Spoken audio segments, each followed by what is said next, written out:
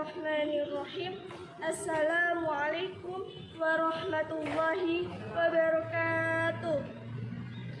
Hamdan wa syukran lillah. Amma ba'du. Pertama-tama, marilah kita panjatkan puja dan puji syukur kehadirat Allah Subhanahu wa Ta'ala yang telah memberikan kita kesehatan berupa jasmani dan rohani. Salawat beserta salam tetap tercurahkan kepada junjungan alam, seorang pahlawan yang tak pernah makan bakwan, seorang proklamator yang tak pernah naik ke motor, yakni Nabi Muhammad Sallallahu Alaihi Wasallam. Berkat beliaulah kita hidup tenang tanpa perang, hidup rukun tanpa pertungan. Hadirin dan hadirat yang dimuliakan Allah Subhanahu wa Ta'ala.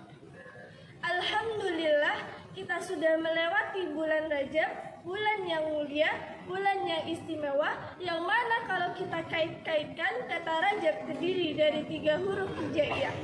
Yang pertama, Rasulullah Sallallahu Alaihi Wasallam, Jibril alaihi salam, dan Buro. Karena pada bulan ini diperankan oleh Rasulullah Sallallahu Alaihi Wasallam, Jibril alaihi salam, dan Buro. Peristiwa yang sangat penting dalam sejarah Islam dan dakwah Nabi di kota Mekah. Pada tahun ke-10 kenabian terjadi peristiwa-peristiwa yang membuat Rasul sedih. Diawali dengan meninggalnya Abu Thalib, paman tercintanya, kemudian disusul lagi oleh istri tercintanya yaitu Khadijah. Pada tahun ke-10 kenabian terjadi cobaan demi cobaan datang beruntun kepada Rasul, sehingga semakin sedihlah Rasul, sehingga pada tahun itu juga Allah menghendaki peristiwa yang begitu penting dalam sejarah Islam, yaitu Isra dan Mi'raj yang terjadi pada 27 Rajab tahun ke-10 kenabian. Hadirin dan hadirat yang dimuliakan Allah Subhanahu wa Ta'ala. Allah berfirman dalam surat Al-Isra ayat 1. A'udzu billahi minasy syaithanir rajim. Bismillahirrahmanirrahim. Subhanalladzi asra bi 'abdihi lailan minal masjidil haram ilal masjidil aqsa. Minal masjidil haram ilal masjidil aqsa alladzi barakna haulahu linuriyahu min ayatina innahu huwas sami'ul basir.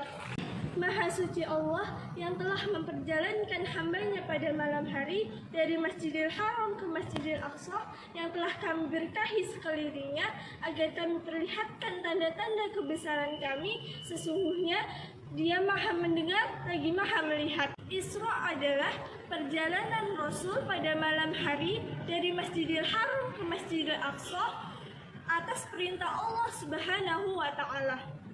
Mi'raj adalah naiknya Rasul ke alam yang sangat tinggi, dan di sanalah diwajibkannya sholat 5 waktu. Inilah kisah nyata yang mengandung banyak hikmah, bukan dongeng, bukan cerita, bukan pula sinetron yang dibuat-buat.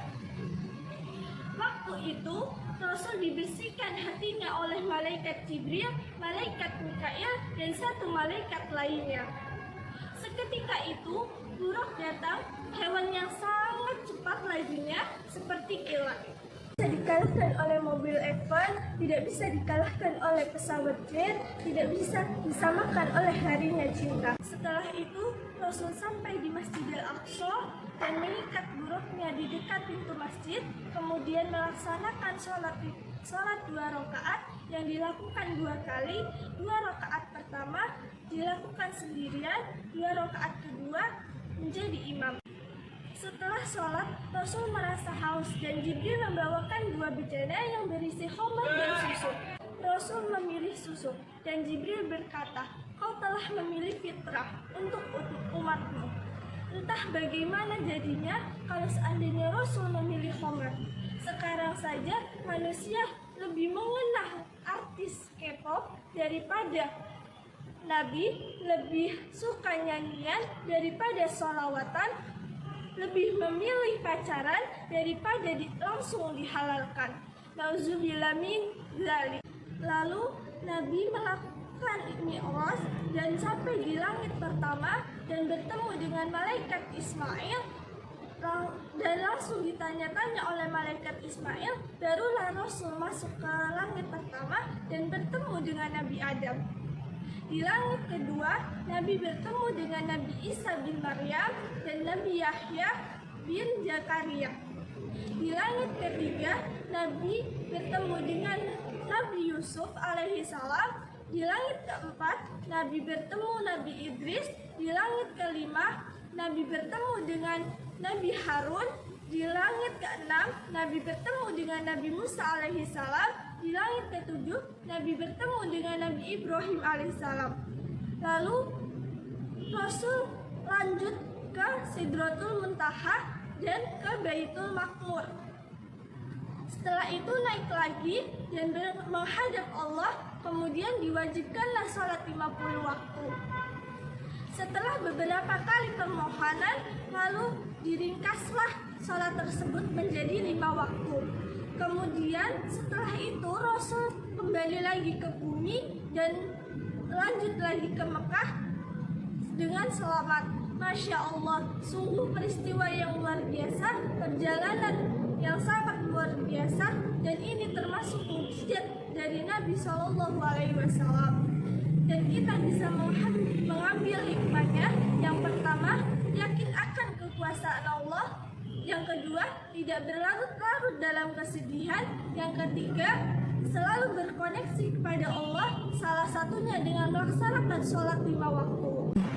Kurang lebihnya mohon maaf. Wassalamualaikum warahmatullahi wabarakatuh.